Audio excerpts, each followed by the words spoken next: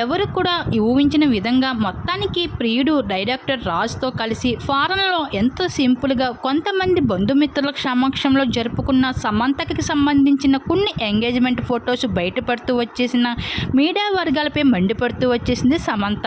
అయితే మనందరికీ తెలిసిన విషయమే, ఇప్పటికే డైరెక్టర్ రాజ్తో ప్రేమలో ఉన్నారని, అయితే వీళ్ళిద్దరూ ప్రేమ వ్యవహారం ఎప్పటి నుండో అనుకుంటే అది సమంత చైతన్యలు కలిసి ఉన్నప్పటి నుంచి అని కొన్ని షూటింగ్స్కి సంబంధించిన ఫొటోస్తో రివీల్ అవుతూ రావడం జరిగింది.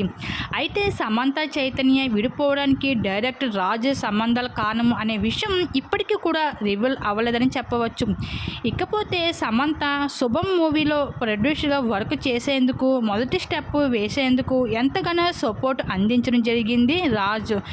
అయితే ఆ విషయం తెలుసుకున్న తర్వాత సమంత ఫ్యాన్స్ అయితే డైరెక్టర్ రాజ్కి ఫిదా అవుతూ వచ్చారు. ఇంకా సమంత సైతం ఎక్కువగా రాజులో ఇష్టపడడానికి కారణం ఇదేనని అంట.